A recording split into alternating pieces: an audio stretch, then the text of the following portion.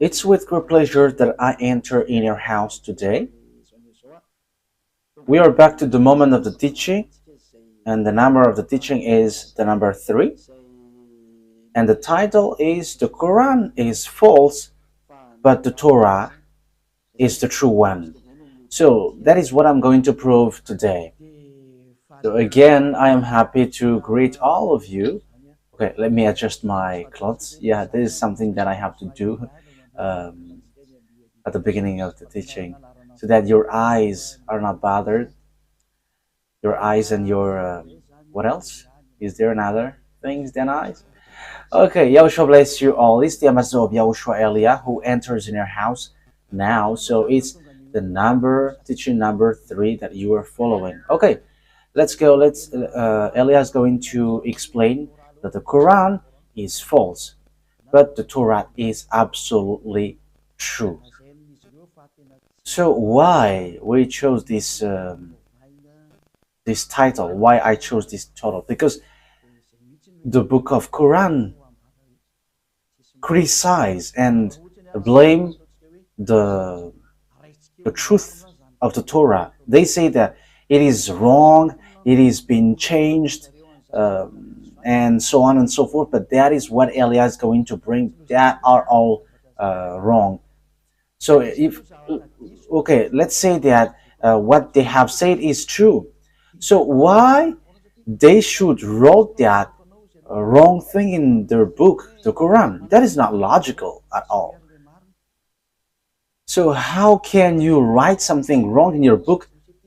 Doesn't that mean that the Quran is false? False double times, because you have wrote something wrong. And if you say we got the truth, so show that truth. But the Sefer Torah is always the Sefer Torah, and there is nothing like wrong or true, but it's only one. And Elia has one. That's why I am saying that.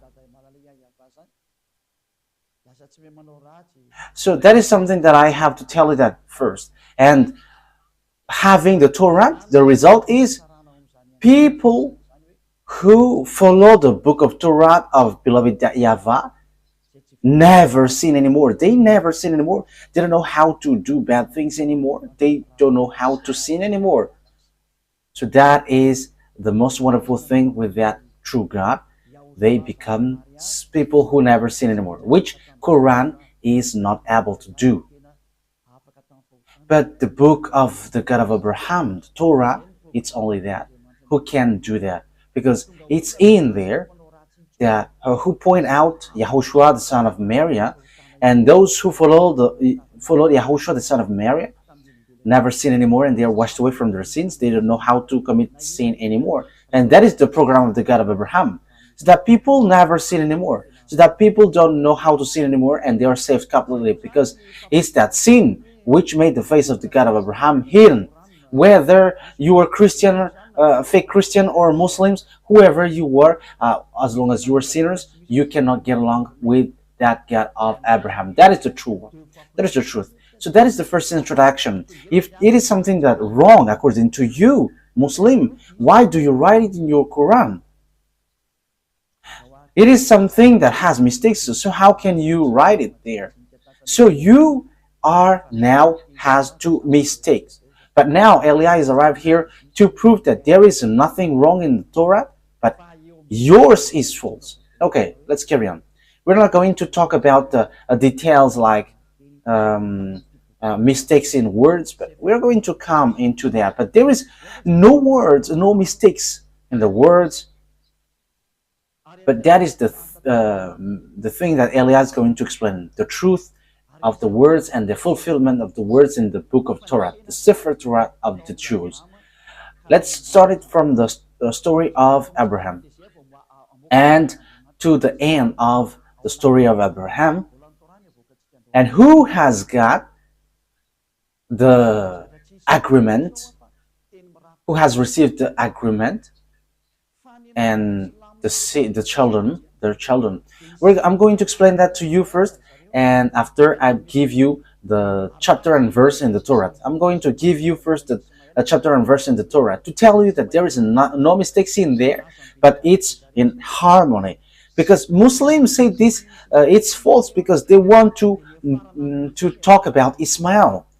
They want to say that Ismail is the ancestor. You should not take. You should not have take something wrong. And if you say you got the true one, show the true one. But Elia has the true one. If you have got Torah, you should have been washed away from your sin and you never sin anymore. However, that doesn't exist in you in Quran. Even the Quran said you cannot make you cannot make anyone righteous, and there is no one who were washed away from their sins except those who follow YAHOSHUAH, the son of Mary. Okay, let's get to the true story to prove that you cannot deny the truth of the Torah. So it's as follows. So let me begin to tell it. So listen to you, all humans, listen to this story. You humans who were listening to the teaching of Eliab. So when the story takes its end, we're going to get back and give you the chapters and verse. Look at the truthness of this word, because it's a word which is matching and in harmony, and you cannot deny what is in the Torah. First of all, the story of Abraham. He started in Ur in French, and Ur for English. So Ur of Chaldea. Ur of Chaldea. It's in that village Ur that he left. So it's in Babylon. I will show you the picture after, and in Babylon. And when he left there with his father, I have to notice that his family are idolaters. That means they are not righteous people. Even Abraham was an idolater, because even his father Terah was an idolater.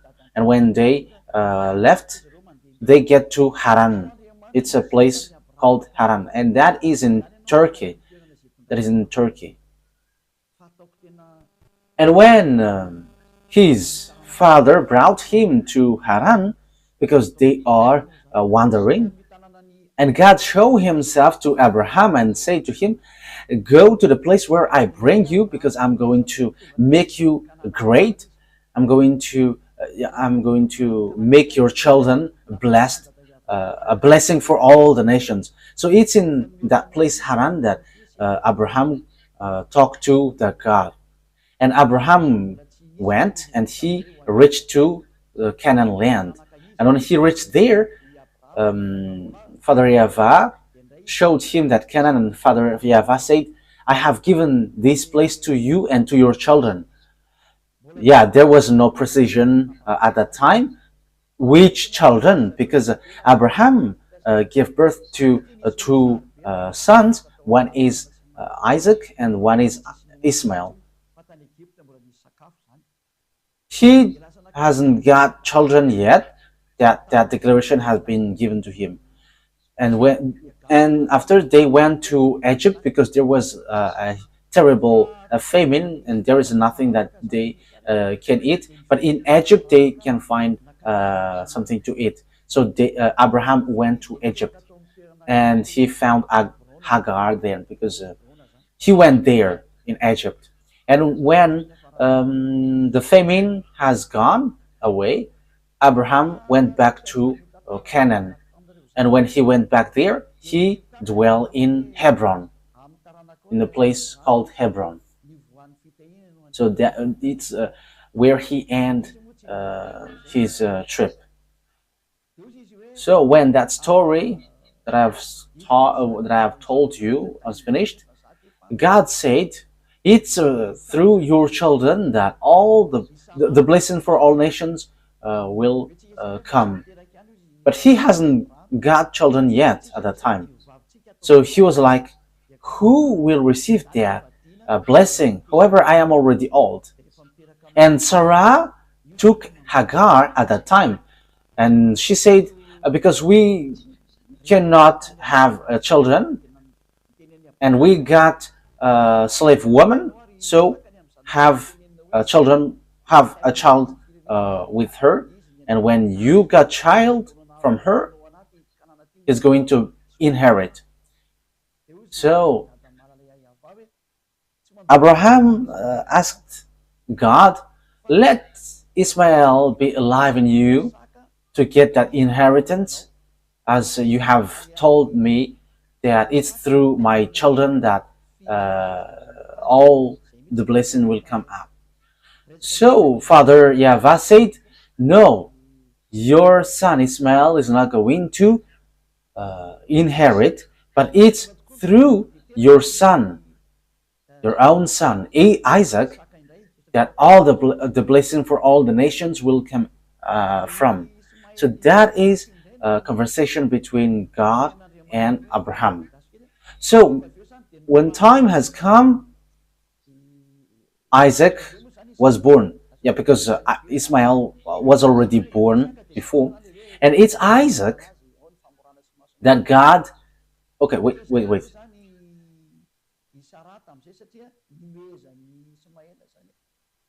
Yeah, wait. As Isaac grew up, so there was like circumcision and things, and Sarah was really angry because Ismael loved Isaac with that preparation. So Sarah was angry, and she said, kick this slave woman and her son out, because the son of this slave woman cannot inherit with my son. And Abraham was so sad hearing that word. However, God said to Abraham, obey to what Sarah said, because it's only in Isaac, it's only the children through Isaac that my agreement goes through. And that's how Abraham kicked out Hagar and Ismael. And when they wander, they get to Beersheba, and that is a desert. This is a desert, and they were lost in the desert. But God saved them, and He gave food, water in this desert. So in this Beersheba, it is below-ish of the Canaan land. So the story goes on. I'm going to give you the words of them. So they went to Parana, and that Parana also, it's near, but that is below-ish the Canaan. That is also a desert. So they dwell there, and Hagar and Ismael dwell in. And then the children of Ismael, they dwell in the place between Shur and Havilah. Havilah it's above, it's in the northwest. I mean, it's northeast from Israel. And the Shur is next to Egypt. I'm going to give you the picture. And that is how the story went through Isaac. And when the time has come when Ismael was not there anymore because Sarah has kicked him out, so it's when there is no Ismael anymore that God has brought Isaac in a mountain to test Abraham. Okay, kill your son if you like me. So it's logical that God did that, because He wants to make sure, as Abraham was an idolater, if he dares.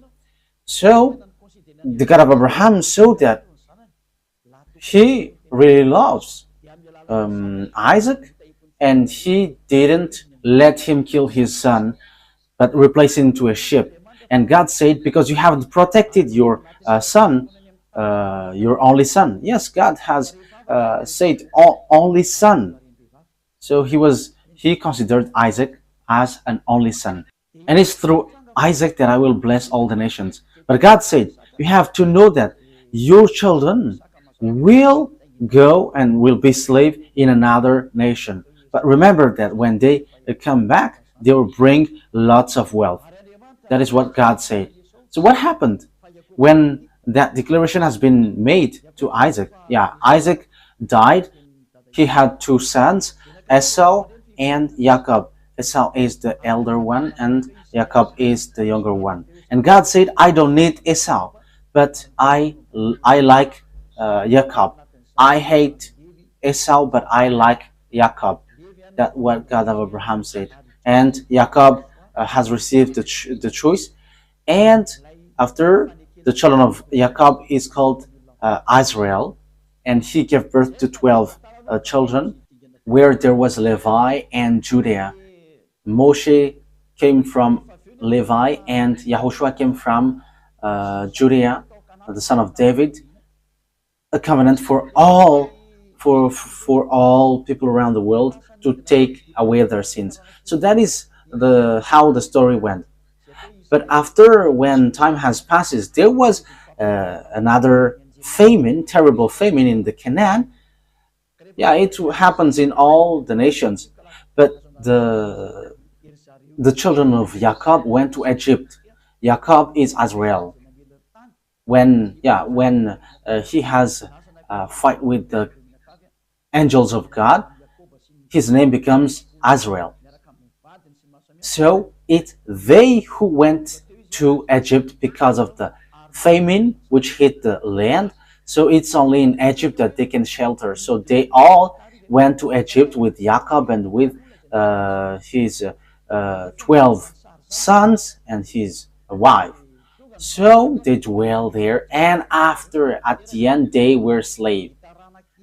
And the story continues. You see, it is a following up story. So where is the mistake? So when time has come, because they have been enslaved for 400 years, so the words of God were fulfilled.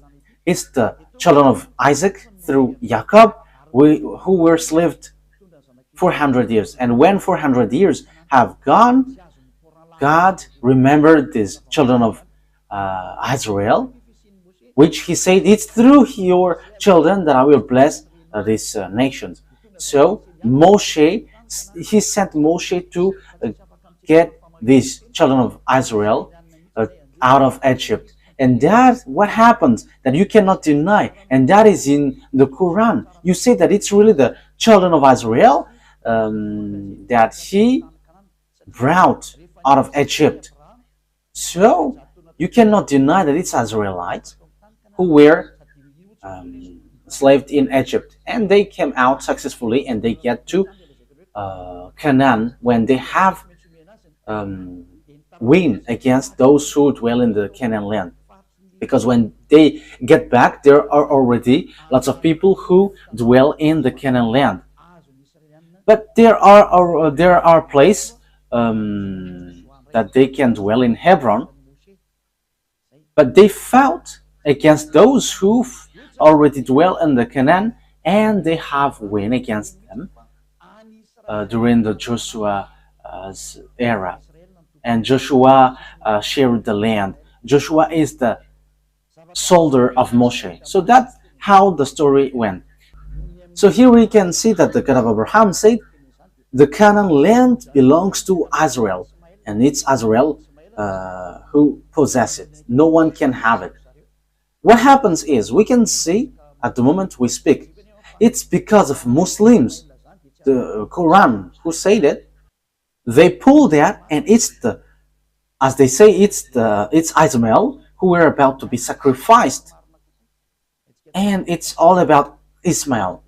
Let me notice, Ismail is not Arab, but Ismail is Chaldean, is Babylonian. We know that the state of Babylonian is so strong at that time, where we can find Nebuchadnezzar. They have their own civilization, and it's the children of Ismail, because the children of Abraham is Chaldean, and his mother is Egyptian. So Babylonian, Chaldean, and Egyptian. So there is nothing to do with Arabs. So here, as I said, in Shur, near Egypt, and pass through Assyria, it's a little bit above. So they reached to Havilah, near to Turkey. So that's how Ismail's story went. He didn't get down to Arabs' territory. However, Quran took that and they say that it's Ismail who is the ancestor of Arabs. And they just have pulled that and they were like, the Canaan land belongs to them, not anyone else. Okay, so because the children of Israel went back to Israel and everyone there were losing against them. So it's obvious it's the children of Israel who choose to inherit Israel. So in the side of Ismail, they are wrong by saying that the Canaan land belongs to them. So Canaan is with Cisjordania, Lebanon, Syria, and all around. So that's what happens at the moment. Who fight against children of Israel, and they are not happy towards Israel, children of Israel. So around Israel, they're all Muslim. Okay, let's continue the story. However, when there is a great mistake that children of Israel did, they have worshipped idols. They have worshipped Baal, and Father YAHVAH was really angry, and Father YAHVAH scattered them around the world. So he sent Nebuchadnezzar to destroy Israel, and Israel was completely destroyed, and they were captives. Lots of people attacked them, like Arabs, Greek, and Roman. And we know the story later that there was also Hitler who attacked and destroyed Jews, and so on and so forth. So Israel was really destroyed. However, later, that YAHVAH remembered his word. Even though Father YAHVAH scattered them because of what they have done, Father YAHVAH said, I always remember what I said to Abraham. So Father YAHVAH has bring them back to Israel in 1822. So everyone knows about that. Those who have learned history and geography, they know that the Jews were gathered and established in their land in 1822. So the question is now, why they were brought back to their land? Because that is the words of God of Abraham, whose name is YAHVAH. And when they were brought back there, Jeremiah the prophet said, protect them like a shepherd protect their flocks. So NATO, American, has protected them when they reach Canaan. And that is what happens at the moment. And Palestinians cannot touch them. Palestinian who becomes Muslim. So Muslim cannot touch them. That's what happens. I cannot say Arab Muslim because they're not Arabs, but they become Muslim. That's what happens. People around there are Muslim, and they're Palestinians. They're also Jordanian. It's in Cisjordania. There is also Lebanon, Syria, and they are fighting against Israel. And even Egypt, they are not happy at Israel. Let's get back to the story. If children of Israel get back to their land, of course the words of God of Abraham was kept by saying, I will let this land to be possessed by your children. And American has fulfilled and justified the word in Jeremiah chapter 31 verse 10, protect children of Israel like shepherd protect his flock. So the words of the God of Abraham is true. The question is, if the God of Abraham, YAHVAH, is the same as Allah, let me repeat it again. If the God of Abraham, YAHVAH, is Allah for Muslim, because they say that Allah is the greatest one, and in Allah that there is YAHVAH, the Almighty. So according to what they say, the God of the Arabs engulf all the gods, and even YAHVAH, the God of Abraham, is engulfed in Allah. That is what they think, but that is not the truth. So according to them, if people call YAHVAH, it means Allah. But if Allah is YAHVAH, why do Arabs fight against Israel when they get back to their land? Why Muslims fight against Israel, children of Israel? But they fight one another because Allah and YAHVAH cannot get along, so they're not agreeing each other. So if these two descendants, children of Israel and Arabs, has only one God, I will explain after that. Ismail is not Arab. Those who say that are wrong. If we say that these two descendants have one God, the same God, the God of Ismail, that you think is Arab, but that is not the truth. But the God of Arab, who gave the Quran, if the God of Arabs is the same as the God of Jews, YAHVAH, Muslim and Israeli should not fight each other, because they're worshiping one God. So why do they fight each other? But they're fighting each other until now and non-stop. Israeli and Muslims, Arabs. That means that the God who brought the children of Israel are different from the God of Arabs. They are completely different, but you Muslims forced it to be the same because you have stolen the story, the teaching in the Sefer Torah, because you want to be the descendants of Ismail. So that is how it ended up. So answer that question: if Allah, God of Quran, and YAHVAH, God in Torah, are the same, if they are the same, why do you fight? Why don't you accept that the land of Canaan is yours? That's why you were fighting against Israeli. But Israeli, children of Israel, they are fear by protecting their land. Whoever touched their land, they're hit. They hit. I am not protecting them, but they have despised Father YAHVAH. If they haven't despised Father YAHVAH, maybe something else has happened. But okay, that is the story and the truth of the words to prove to you that the Quran is false, and that is different, completely different from the Torah, because they're fighting each other. However, beloved, that YAHVAH brought the children of Israel to the Canaan. So if that YAHVAH is the same as Allah, why Father YAHVAH fight against Allah? Allah, the God of Arab, Muslim, why do they fight? They fight because Allah is not the same as YAHVAH. They're not equal. But Allah is the God of Arabs in the Quran, which is already false and fake. But YAHVAH is the God of the Jews, who justifies his word until now.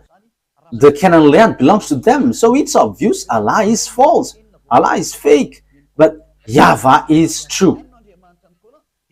Because it's about a swindling. It's just swindling the words of the God of Abraham. It doesn't match with what they said, which is in the Quran. You see, if the God of Abraham and the God of the Quran is the same, they should not fight, because you cannot deny what is inside of the Torah, because it is said the word is made for the descendants of Abraham. So if he put Israel there, so they should not fight. But they fight because the God of Muslim is not YAHVAH but Allah, and YAHVAH is the God of Israelite, and they cannot accept because this land belongs to them. And Arabs cannot deny that until now. That is the proof that YAHVAH is the truth, and that YAHVAH is the mightiest, because they cannot fight against Israel until now. And the Quran is completely false, because what they said, like Ismail inherit Canaan, that is not logical. But and now Israel is really established, and until now. So Quran is completely false, because the words of God didn't get to the Quran, like in Arabs got the Canaan land, but the Canaan land belongs to Israel, and even Israelites get back to their land in 1822. So it's been 200 years ago. It's 200 years ago. So as conclusion, to finish the long words, it's obvious that the words of God is true. The Sefer Torah of Jews is the true one, but the Quran of Arab Muslim is false, and it's a thief. And the dangerous thing is, they have erased the words of God in the Torah, and they have created a new book. We're going to talk about them. And when they created that book, they ordered people not to look in this Torah, because as they say, it's an ancient book, and they should listen to the new prophet, not the old prophet. You Muslim cannot deny that. You are like, you should not listen to the Torah, because that is an ancient one, and do not listen to the elder prophet, but the prophet of Arab, you should listen. You're just forcing thing, but that is something wrong. Okay, let's follow up it with a picture and with chapters and verse. Okay.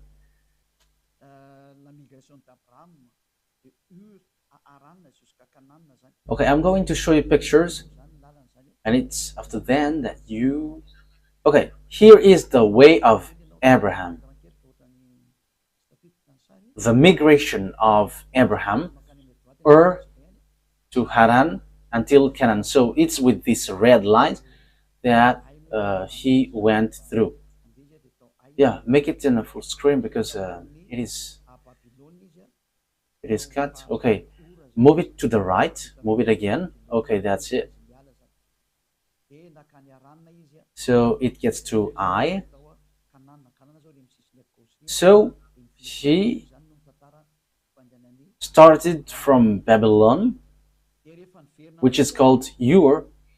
So he left there, and he went to Haran, and he after went to Canaan. So with this red arrow. So that is how Abraham went through this way. So when he went back, let's say, after he went to Egypt. So let's see, where is that place? So when he went back, he stayed in Bethel, in Hebron. So yeah, they are a close each other. So he dwelled in Bethel. After seeing this Bethel and Ai, it's in Hebron. It's near the Black Sea, Dead Sea. So here is the Hebron that I have talked to you. So he dwelt in between Hebron and Ai, Bethel and Ai. So that is the story of Abraham during his migration. So he really reached the Canaan land, and it's the Canaan land which is given to him and his descendants. So let's take a look at the Sefer Torah of the Jews. Let's read the chapter and verse from now on.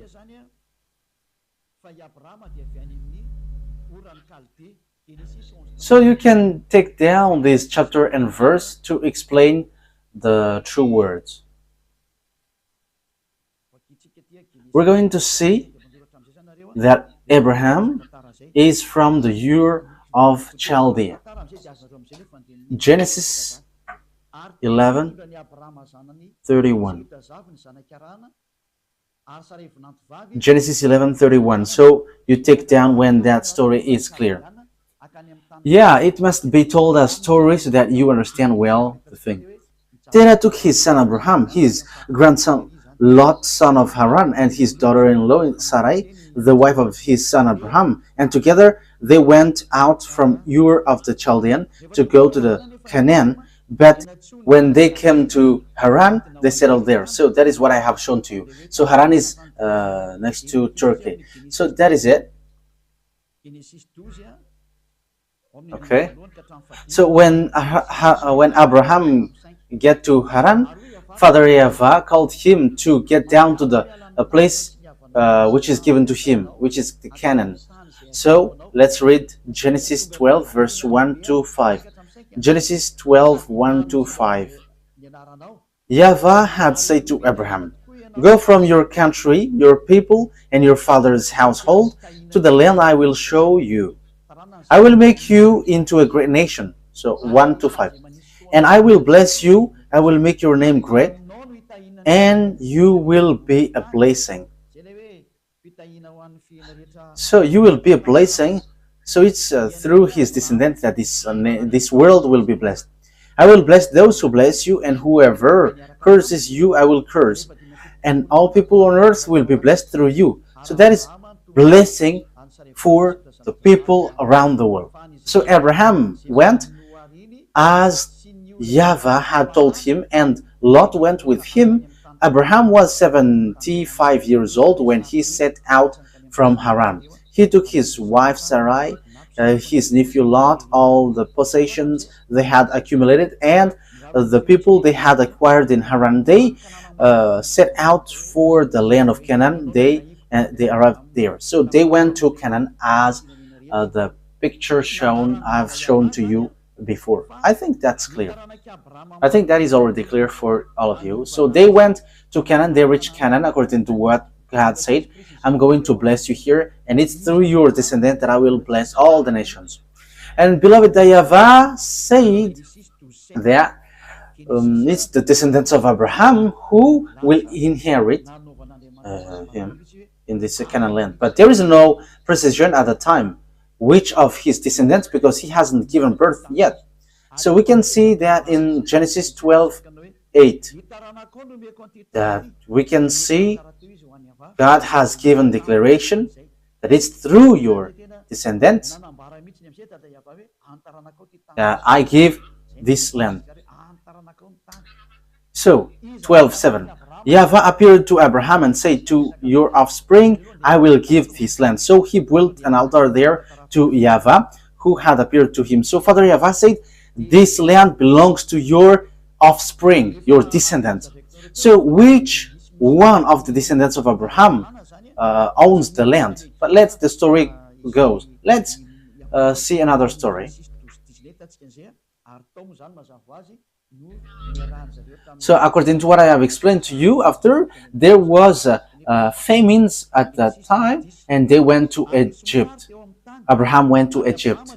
It's in Genesis 12:10 that we can find that, and it's in Egypt that they were with Hagar, and they made Hagar as their slave servant. Genesis 12:10. Now there was a famine in the land, and Abraham went down to Egypt to live there for a while because the famine was severe. So Abraham went to Egypt, and they met Hagar, as servant for both for this couple. Let's carry on. So how the story continues to explain that. Abraham came back, and he dwelt between Bethel and Hai. So he went back to Israel in Bethel, between Bethel and Hai.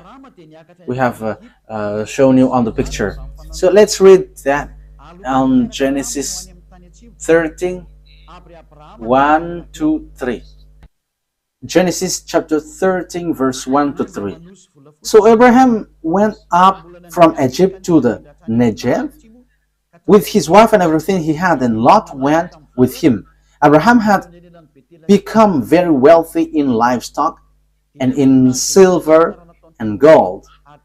From the Negev, he went from place to place until he came to Bethel, to the place between Bethel and Ai, where his tent had been earlier, and where he had first built an altar.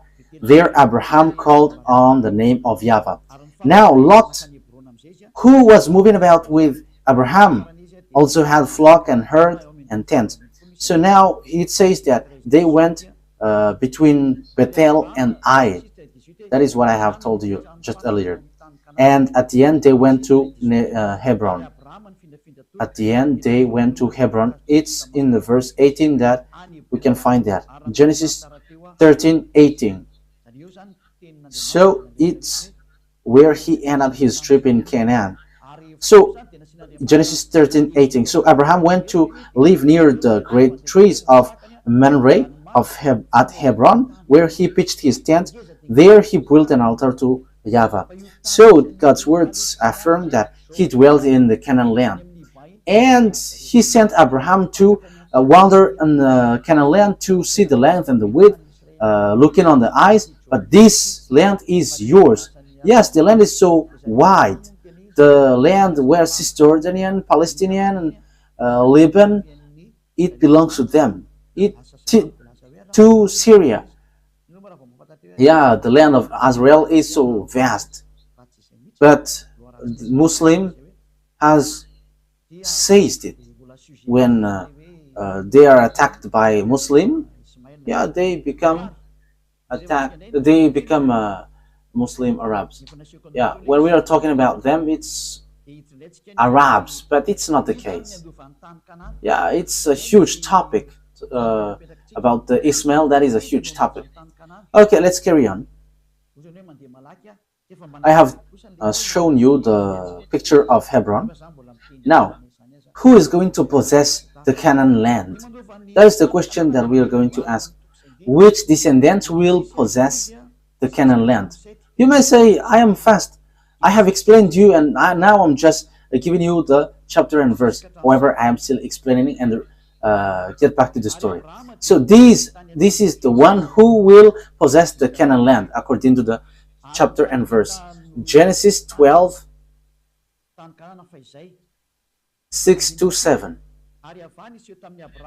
Abraham traveled through the land as far as the site of the great tree of Moreh at Shechem. At that time, the Canaanites were in the land. YAHVAH appeared to Abraham and said, "To your offspring I will give this land." That's it. So the one who will be given that Canaan land is the descendants of Abraham. But which one of the descendants of his descendants? In Genesis 13:12, we're going to read that. Genesis chapter 13, verse 12. We're going to read. You may say, yeah, it keeps repeating. Yeah, that is not a problem. It's an emphasis. Abraham lived in the land of Canaan, while Lot lived among the cities of the plain and pitched his tent near Sodom. Now the people of Sodom were wicked and were sinning greatly against YAHVAH. So the children of Israel dwell in the land of Canaan. So we're going to see what is the words of Father YAHVAH about this land.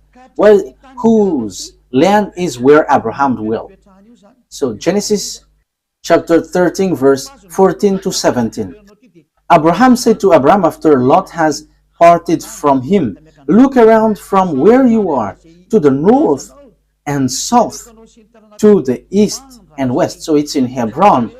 Look around from where you are, to the north and the south, the east and west. All the land that you see, I will give you and your offspring forever. So, the land of Canaan is given to the offspring of Abraham. But who's going to possess this? So, let's read on verse 17. go, walk through the length and breadth of the land, and I'm giving it to you.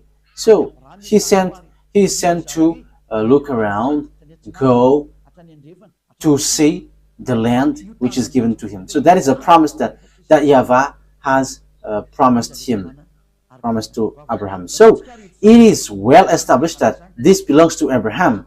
It's so wide, from north to south, to east to west.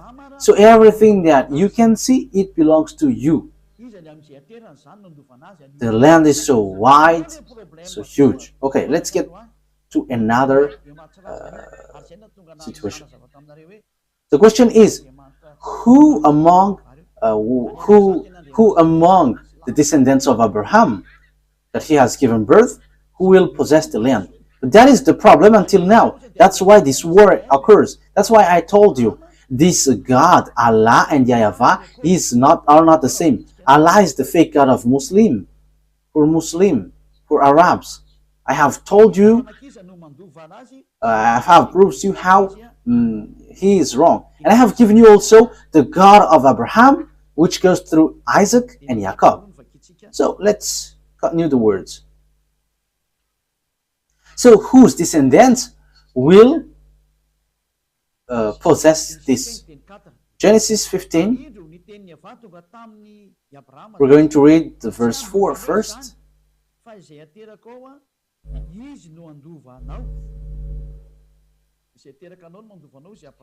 Genesis chapter 15 verse 4. Then the words of YAHVAH came to Abraham. This man will not be your heir, but a son who is your own flesh and blood will be your heir. And which verse I said? So Genesis 15:7 said that it's the descendants of Abraham will take this as possession, will be his heir, not someone else. Yeah. We're going to read the verse 2. But Abraham said, Sovereign YAHVAH, what can you give me, since I remain childless, and the one who will inherit my estate is Eliezer of Damascus? And Abraham said, You have given me no children, so a servant in my household will be my heir.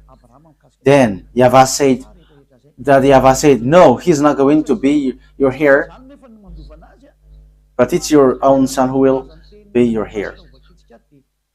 So, his heir, according to the words of God that we are going to read, it's Isaac. We're going to read the Sefer Torah of Jews. It's Isaac who is going to be his heir.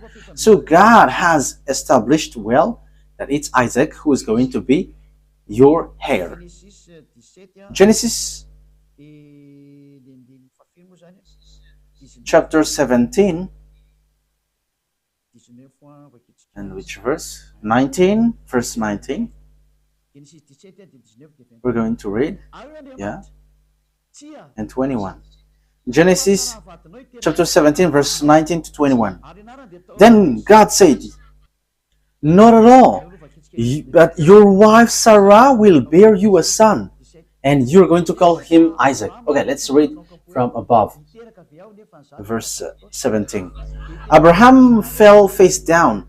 He laughed and said to him, Will a son be born to a man 100 years old? Will Sarah bear a child at the age of 90? And Abraham said to God, If only Ishmael might live under your blessing. Because Ishmael was already born. Then God said, No, your wife Sarah will bear you a son. At the time, Sarah hasn't got a son yet. And you will call him Isaac. I will establish my covenant with him as an everlasting covenant for his descendants after him. So the words of the God of Abraham is so clear here that it's in Isaac who received the covenant, and he's going to establish the covenant in the children, in the descendants of Isaac. So it's obvious that Ismael is being kicked out here. He's being rejected. He's being kicked out here. Let's see another words about that to justify the words in Genesis chapter 21. Wait a moment.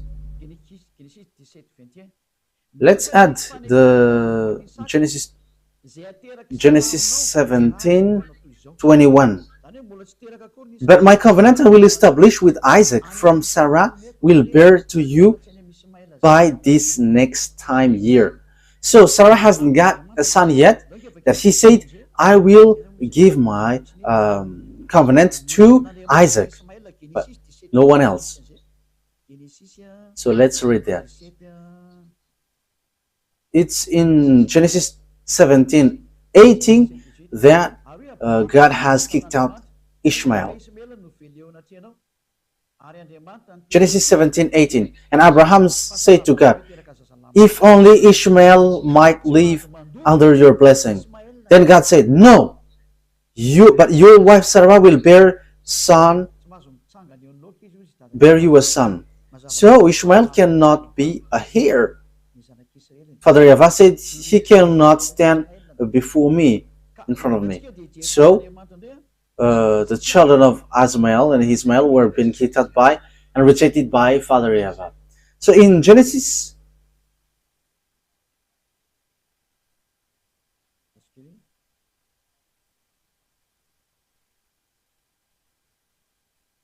wait a moment.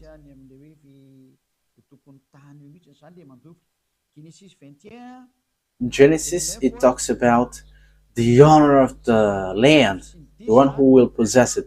Genesis chapter 21, verse 9 and 10. So here we will see that Hagar has been kicked out. Kicked this slave woman and her son out because he cannot be here with my son. And God of Abraham agreed with that. That is what the Sefer Torah said. And it's really the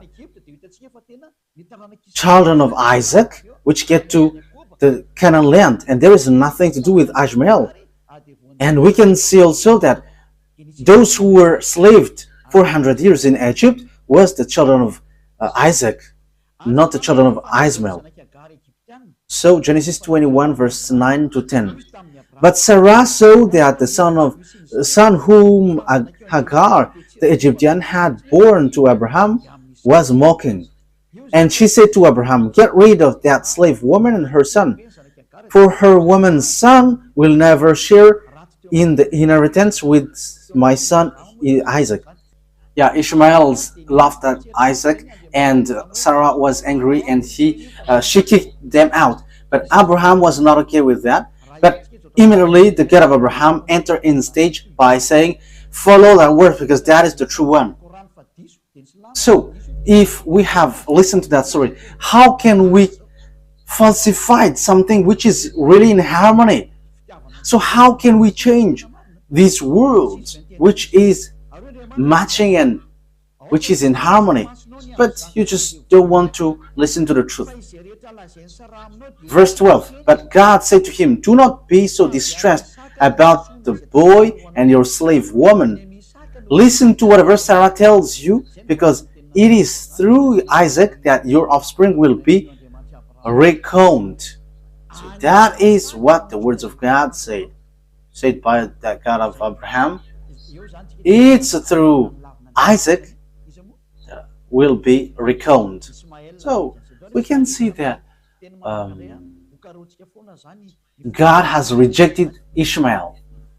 Let's get to another word. We're still analyzing all the things. Let's read the next one. And I am also repeating what I have told you earlier, and I am repeating the same thing. So that God said that Isaac is called the only son. So Ishmael is being excluded like two sons. But God said your Isaac, your son Isaac, only son.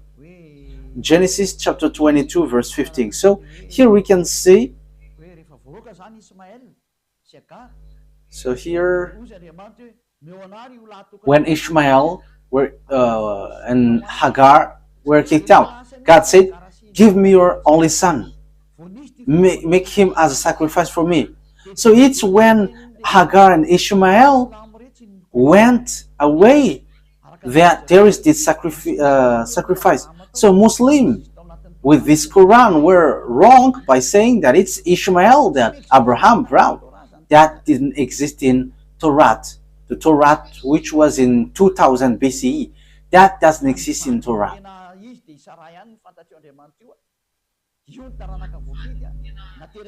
But the real wife is Sarah, and that is the chosen offspring, and it's through his womb that I accept, and it's Isaac. Genesis chapter 22 verse 15.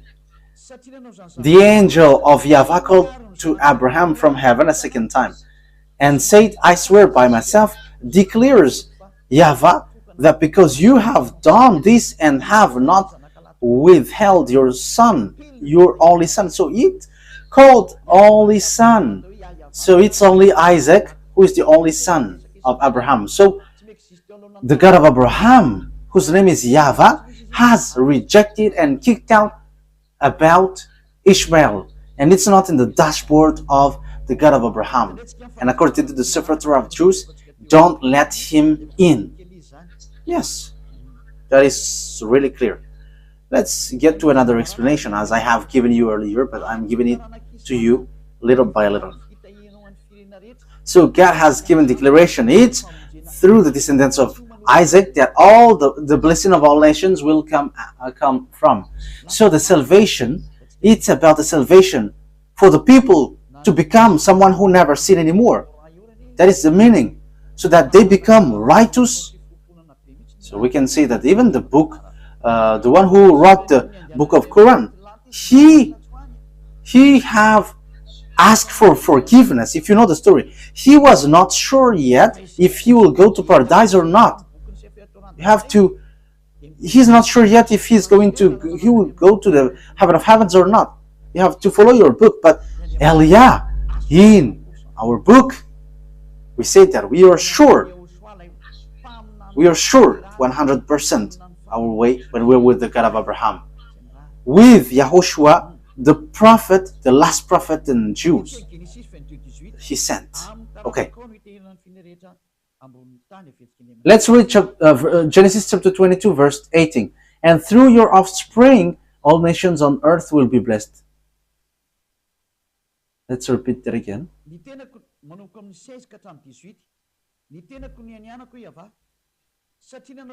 So from the verse 16 to 18.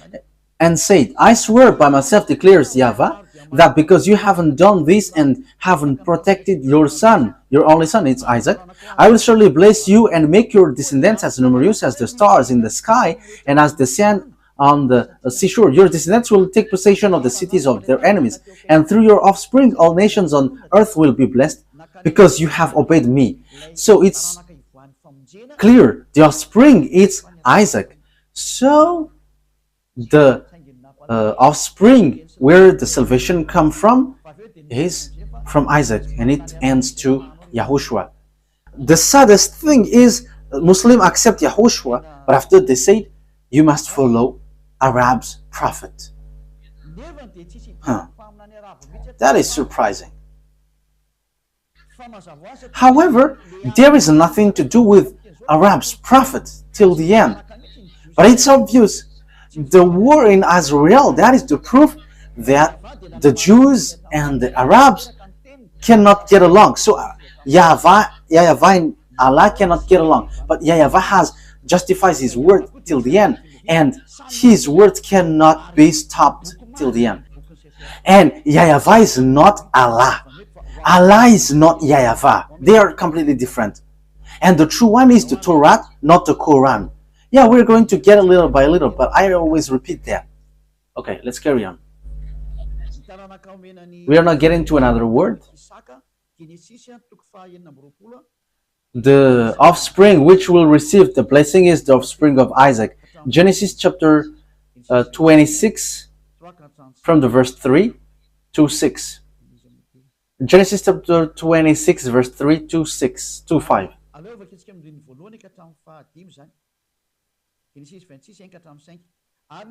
Let's start from the verse 1 to 5.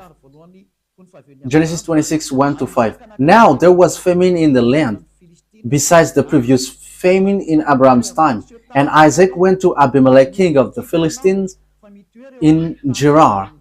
And YAHVAH appeared to Isaac and said, do not go down to Egypt. Live in the land where I tell you to live. Stay in this land for a while, and I will be with you and will bless you. For to you and your descendants I will give all these lands, and will confirm the oath I swore to your father Abraham. I will make your descendants as numerous as the star in the sky, and will give them all these lands. And through your offspring all nations on earth will be blessed. Because Abraham obeyed me and did everything I required of him, keeping my commands, my decrees, and my instructions. So here it's clear that as Abraham has obeyed well to his God, YAHVAH, so that YAHVAH has kept his word, I will bless him. So here Abraham told to Isaac in Genesis 26 again, Bereshit for Sefer Torah, in Sefer Torah. So the word is really clear here that the covenant of God went to Isaac, the blessing for all the nations around the world.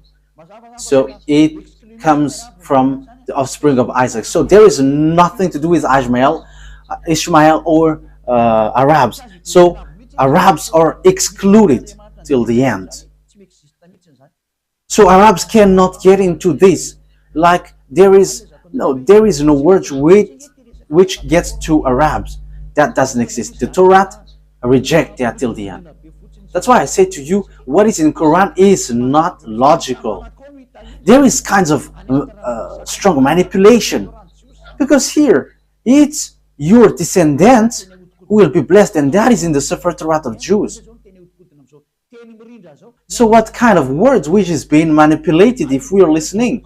What kind of words which is being manipulated if we are hearing this story of Abraham? Even the whole word, the whole book, it's in harmony. There is nothing that you cannot touch or modify.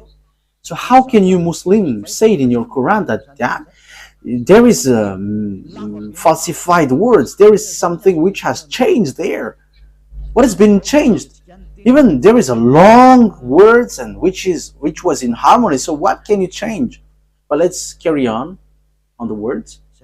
Genesis, where have we left? Okay. So the blessing went to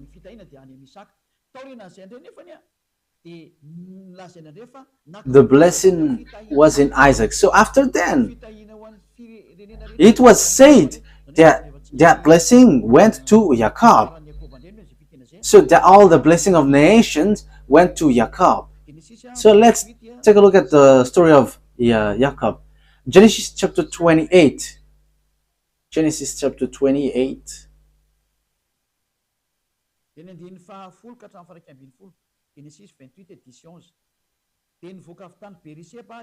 So Genesis 28 verse 10 to 11. Jacob left Beersheba and set out for Haran. When he reached a certain place, he stopped for the night because the sun had set. Taking one of the stones here, he put it under his head and lay down to sleep because it's already night. And he had got a dream, and he saw the angel of God going up and down. So in the verse 13, God, YAHVAH has shown to him. There above it stood YAHVAH, and he said, I am YAHVAH, the God of your father Abraham and God of Isaac. So how can you say that this is falsified? He is really well established, God of Abraham and God of Isaac. So it's the book of the Jews, you cannot touch it. So it is said, I'm going to give you, Jacob, this land. Your descendants will be like the dust of the earth, and you will spread out of the west and the east, to the north and to the south. All the people on earth will be blessed through you and your offspring. So here, it's through your descendants that the all earth will be blessed. So here, there is no mistakes in the words of Father YAHVAH, but it is really matched in harmony. And it is said that it is made for the descendants of Abraham, went to Isaac, went to Jacob. So here, this is the sign which is given to you. Let's read that sign. Okay? Remember that the the descendants of Jacob, which is called Azrael also. Okay, let's read that. In Genesis chapter 32, verse 39. So here, where the name Azrael comes up. What? Where is that?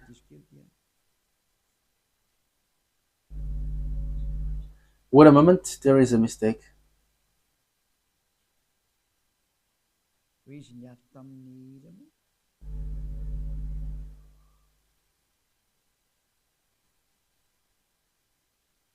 When he found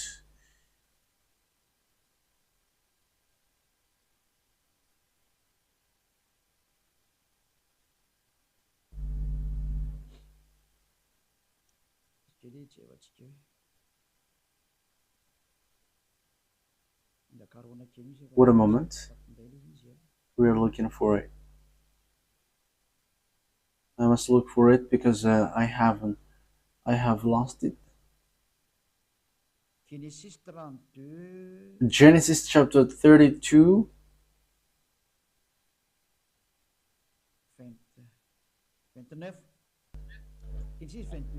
Verse 29. Genesis chapter 32, verse 28-29. Then the man asked him, "What is your name?" "Jacob," he answered. Then the man said, "Your name will no longer be Jacob, but is Israel, because you have struggled with God and with humans and have overcome." So God, the God of Abraham, has changed the name of Jacob into Azrael. So from then, Azraelites are called Azrael. So that is the children of Isaac, children of Jacob, children of Isaac, children of Abraham. So that descendants would be slaved in Egypt, according to the words of God.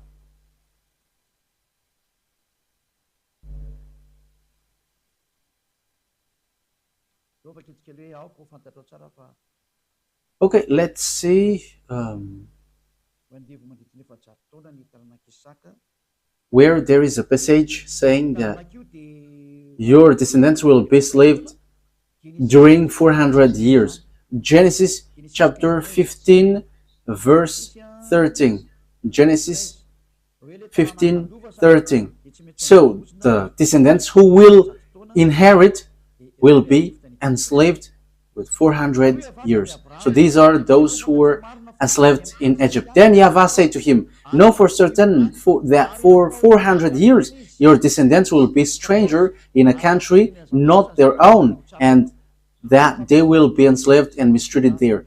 Verse 14, "But I will punish the nation they serve as slave, and afterward they will come out with great possession." So the descendants who will be chosen and who will bring the covenant for all humans, and it's about salvation of all humans, and the descendants who is going to be the heir of Abraham will be slaved in Egypt, where Father YAHVAH led them to be. And those descendants are the descendants in Isaac.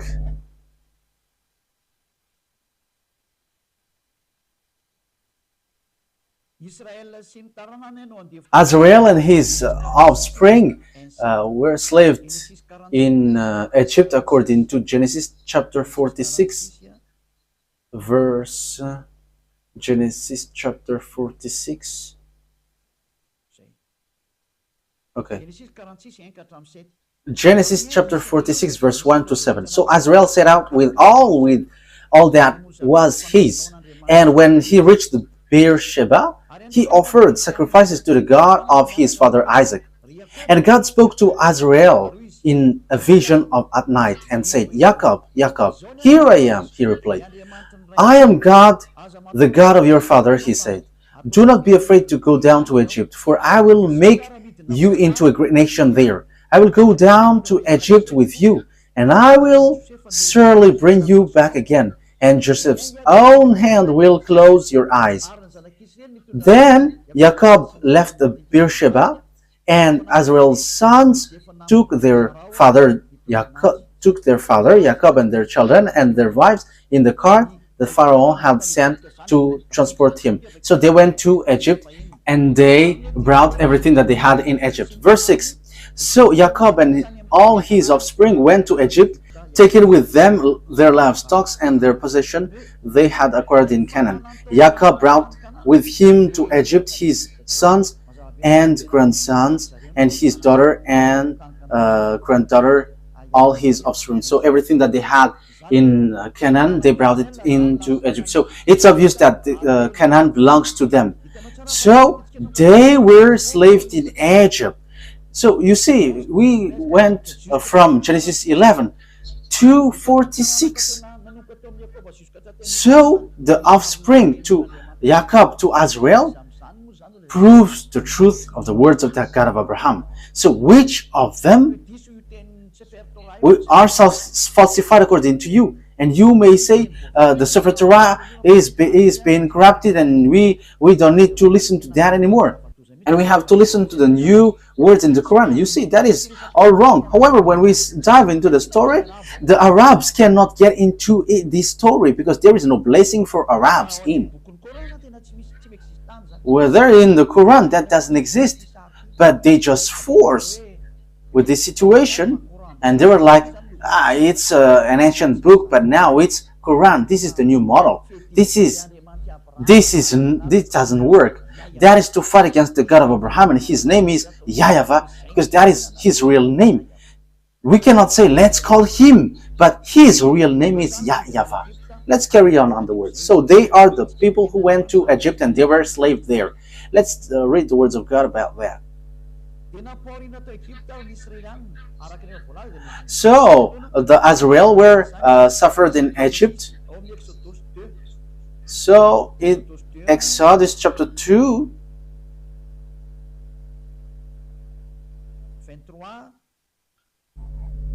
(23 to 24). So we must follow this story so that we know and we can see the mistake in the Quran, which despised and rejected the Sefer Torah of Jews, so that they can establish the prophet that they must follow. That is the reason. They were like, get this aside. This is the new book. Follow the new prophet. Don't listen to the previous one anymore. However, when we are listening to the story in the Torah, it's obvious that the descendants of Ishmael are being kicked out. There is nothing to do with Arabs. So in the Quran, it's a trap just to reject the Sefer Torah of Jews, which is the word of the God of Abraham, YAHVAH. So that is unaccepted. That's why Elia came to bring the glory of beloved YAHVAH back. Yeah, the teaching is a bit long. I'm not going to cut it until the words ends, because you are already carefully listening to its end. Exodus chapter 2, verse 23 to 24. Genesis 2, 23, 24. During that long period, the king of Egypt died. The Israelites groaned in their slavery and cried out, and their cry for help because of their slavery went up to God. And God heard their groaning, and he remembered his covenant with Abraham, with Isaac, and with Jacob. Now it keeps repeating. The covenant in Abraham Isaac and Jacob. So there is nothing to do with Arabs. There is nothing to do with Ishmael, but that is just a made-up story, so that people don't follow the Sefer Torah of Jews, but will follow a fake God. And God looked on the Israelites and was concerned about them. And he remembered, this is the word that I have told to Abraham. So God has looked over them. So when it reaches more than 400, it's approximately 430 years. So the words was being fulfilled. Exodus chapter 12, from the verse 37. We're going to read it. Exodus chapter 12. Oh. Exodus chapter 12.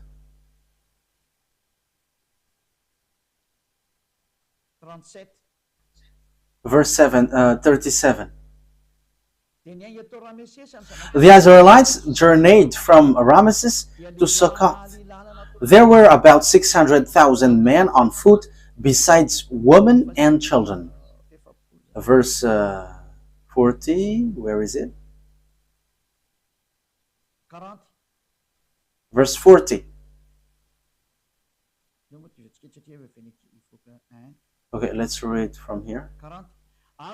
Verse 40. Now the length of the time the Israelites people lived in Egypt was for 30 years.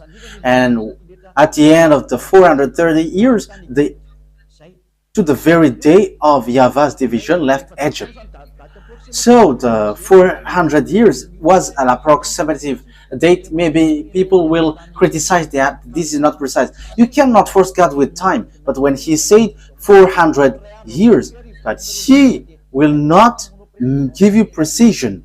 Even one day for him is 1,000 years for humans. So how can you make precise time for that? So it's here. This is the people who were enslaved in Egypt, and God has brought them out of Egypt and brought them to the Canaan land. And the children of Israel get to the Canaan land as Joshua has led them there. Let's read that.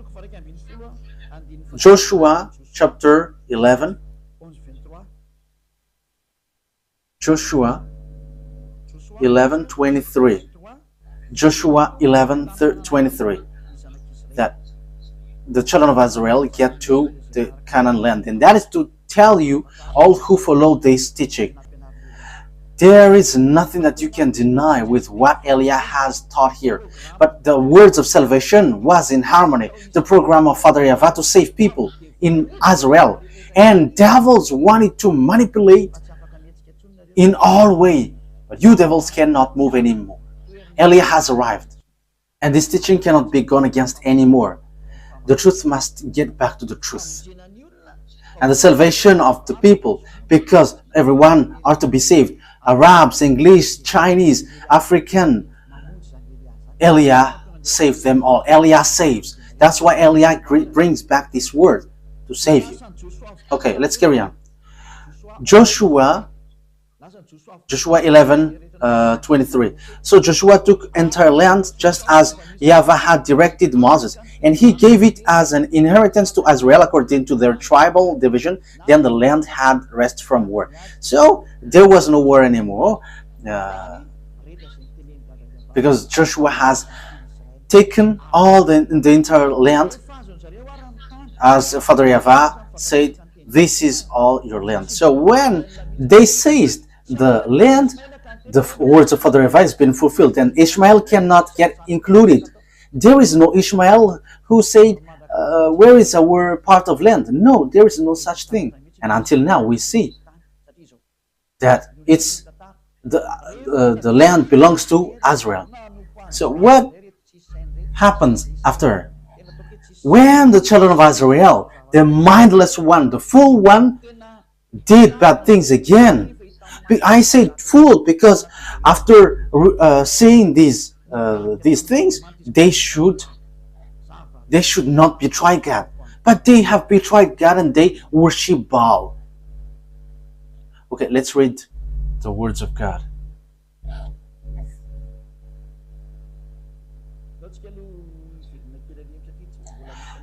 Now I would like to get back to the topic who was being sacrificed, because we have seen that the word is in Isaac and Jacob, and we're slaved in Egypt and we're brought back to Israel. So who is being sacrificed? And until now we can see that the land belongs to Israel. So who is being sacrificed in the Mount Moriah? Because it's the one who is being sacrificed there who possessed that word, and the one who were slaved who received that word. So the descendants to be blessed are those who were slaved. So it's Isaac who is being sacrificed in the Mount Moriah. Genesis 22, Genesis chapter 22, verse 2. Genesis 22, 2. Then God said, take your son, your only son, whom you love, Isaac. So he is the only son. And go to the region of Moriah, sacrifice him there as a burnt offering on a mount I will show you. So that is what Muslims reject. So how can we reject that? But they just change it into Ishmael. If Ishmael was there, why they were not slaved in Egypt?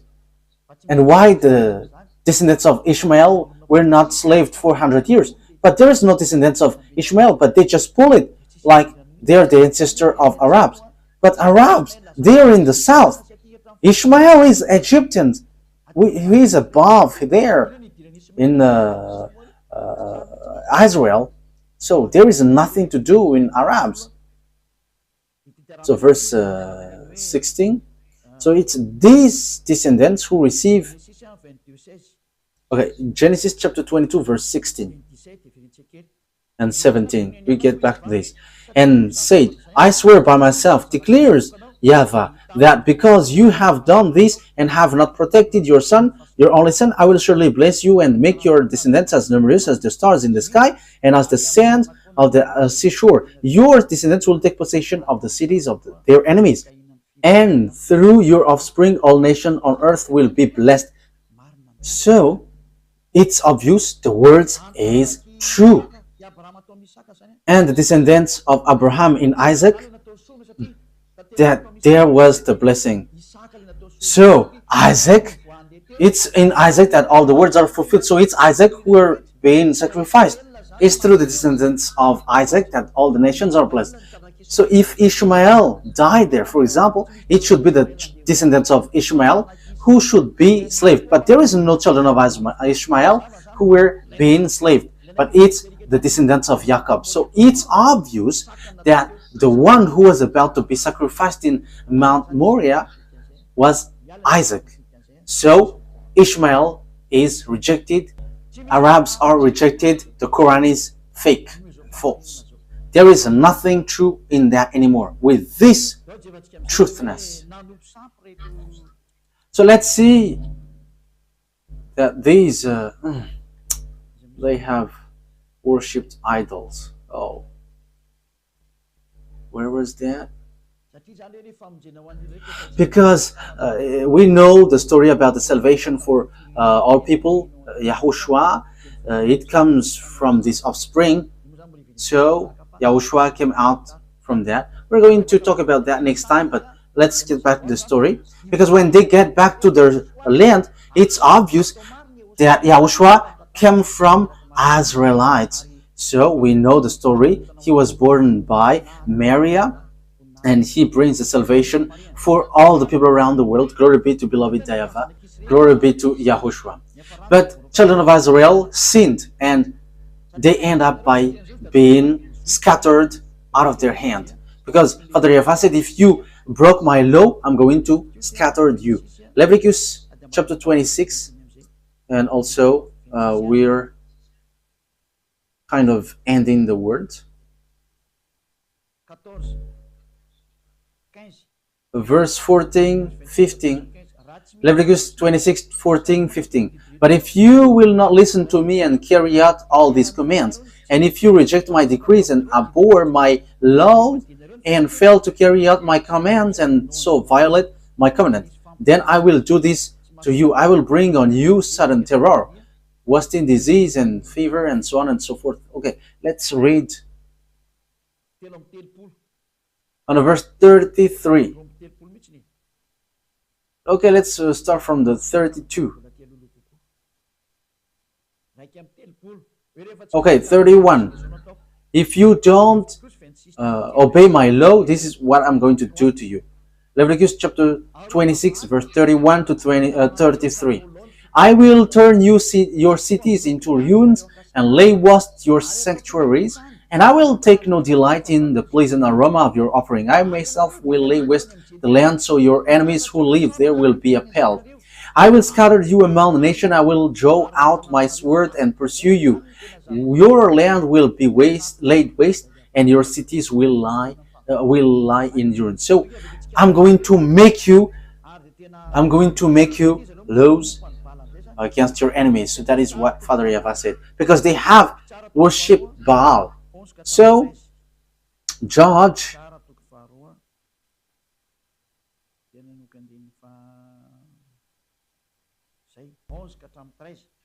Okay, Judges chapter 2, verse 11 to 13. We're going to continue to 14 if it's okay. Then the Israelites did evil in the eyes of YAHVAH and served Baals. They forsook YAHVAH, the God of their ancestor, who had brought them out of Egypt. They followed and worshipped various gods of the people around them. They aroused the anger of YAHVAH, because they forsook him and served Baal and Ashtoreth. In his anger against Israel, YAHVAH gave them into the hand of riders who plundered them. He sold them into the hands of their enemies all around, whom they were no longer able to resist. So that's it. The children of Israel didn't win anymore, but they were destroyed. So the book of Leviticus chapter 26 were fulfilled according to the words of Father YAHVAH. I will destroy you. Okay, so the words is fulfilled. Let's continue the word so that you can see that it continues.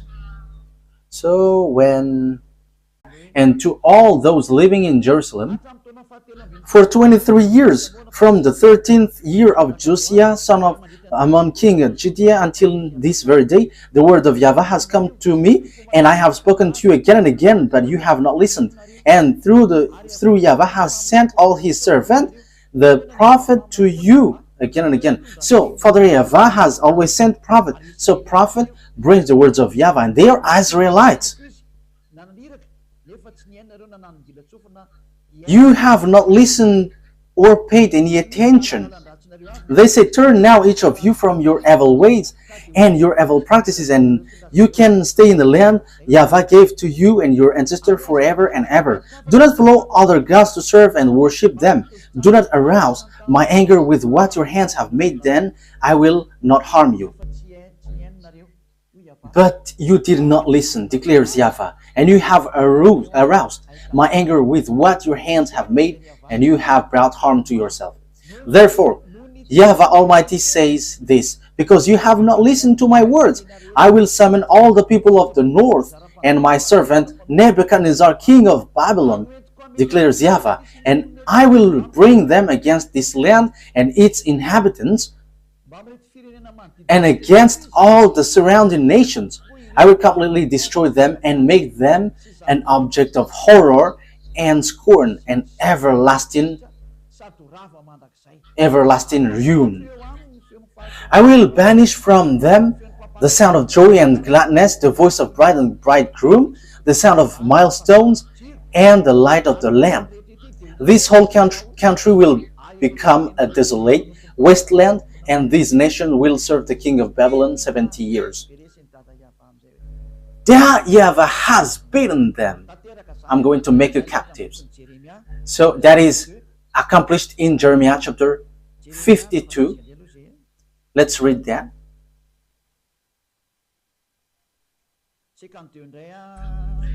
Jeremiah chapter 52.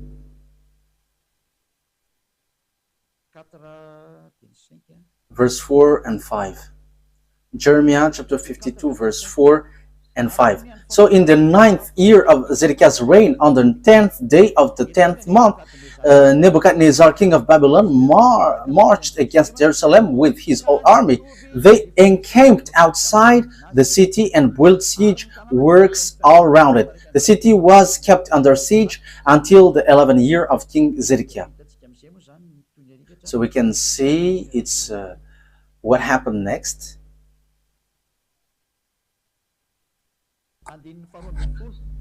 Verse 12, 52, verse 12 to 14. On the 10th day of the 5th month, in the 19th year of Nebuchadnezzar, king of Babylon, Nebuzaradan, commander of imperial guard, who served the king of Babylon, came to Jerusalem. Verse 13. He set fire to the temple of YAHVAH, the royal palace, and all the house of Jerusalem. Every important building he burned down. The whole Babylonian army, under the commander of imperial guard, broke down all the walls around Jerusalem. Nebuzaradan, the commander of the guard, carried into exile some of the poorest people and those who remained in the city, along with the rest of the craftsmen and those who had deserted the king of Babylon. So Babylonians have made children of Israel captives. So the words of the beloved YAHVAH has said, I'm going to make you escape. I'm going to make you captive. So the words of beloved YAHVAH cannot be gone against. So you who are listening, don't fight against him. YAHVAH is different. But Father YAHVAH remembered, because they were scattered, because from then Israel were attacked by people and they were destroyed again. But Father YAHVAH remembered his word to Abraham, and he has made declaration in Jeremiah, the prophet Israelite prophet. He said, "You who have scattered Israelites, gather them back to their land and protect them as a flock." So that has been fulfilled in 1822, and American and NATO protect them now. That is being fulfilled, and the words of prophet is again true. Jeremiah chapter 31, verse 10. Now the words of Father YAHVAH has repeated, I will always give their land. Hear the words of YAHVAH, you nations, proclaim it in distant coastlands. He who scattered Israel will gather them and will watch over his flock like shepherd. So whoever scattered Israel, gather them. So these worlds have gathered them because of what happened to Israel. And now American is the chief, the leader who led the children of Israel back to their land through the League of Nations at the time. So it was in 1822, and they have got independence in May 14th. I don't remember the date. It was a long time ago. Okay, so later, as children of Israel have received independence, so they become country. So the words of Father YAHVAH is being fulfilled. The words is true. The declaration is true. So the words, the truthness of the words is undeniable. So the Sefer Torah is true. Father YAHVAH kept his word, because Jeremiah the prophet, he was in 500 BCE. The words of Father YAHVAH is in 2000 BC, and it has applied in 500 BC, and it has really fulfilled in 1822. The Jews have gathered back into their land. So that is really fulfilled. Jeremiah 31:10. Who can fight against that YAHVAH?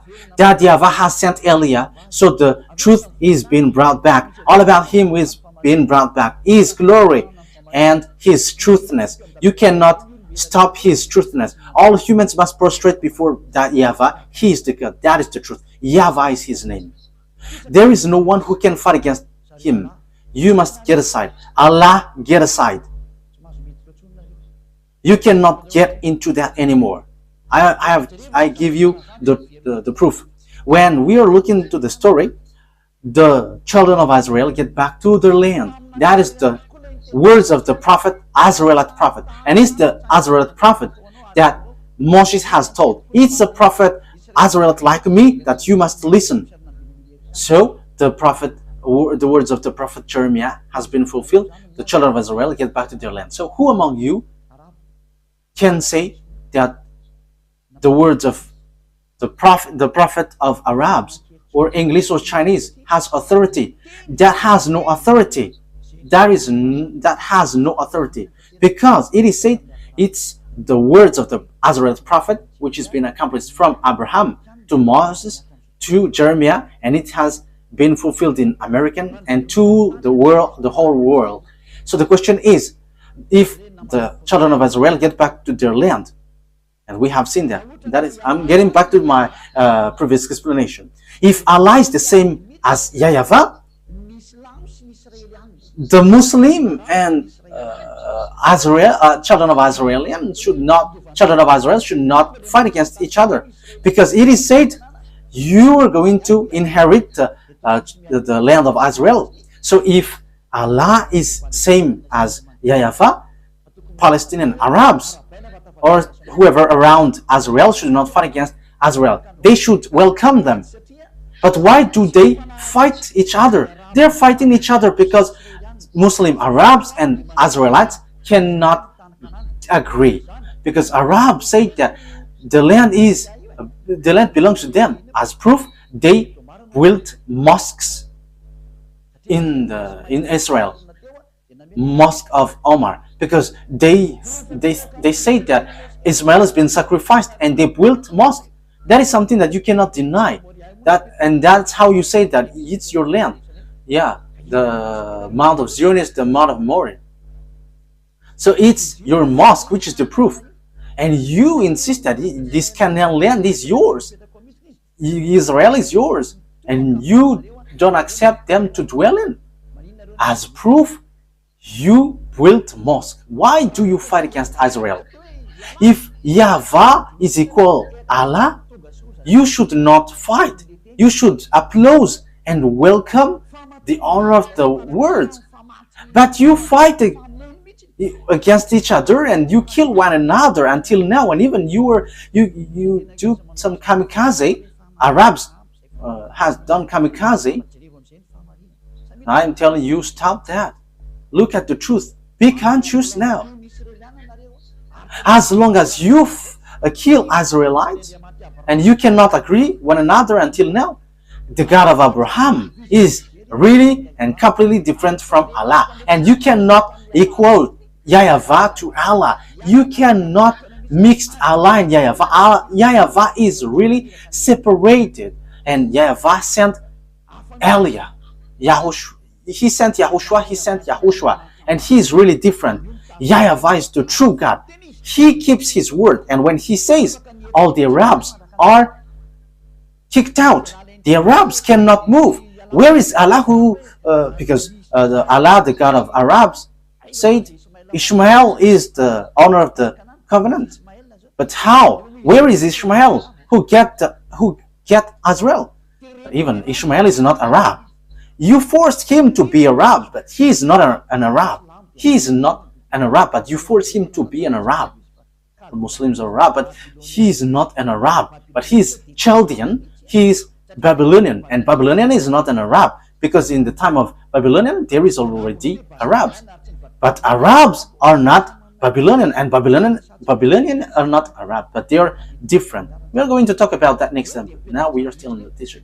But here it is really clear that the God of Jews, Abraham, YAHVAH is his name, and he is really and completely different from the God of Arabs, whose name is Allah. And when they are different from one another, it's obvious Quran is no longer accepted, but it must be the Torah of Jews which brings the truth. The truth is for the Jews. The Quran is kicked out.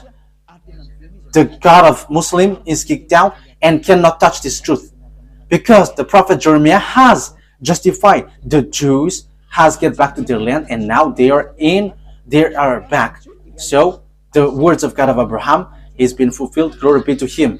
The conclusion is Torah is the truth and Quran is false. Allah is not the God of Jews, but the God of Jews is YAHVAH, and He is the owner of the Sefer Torah of Jews, and you cannot enter into that. The rest are just scam.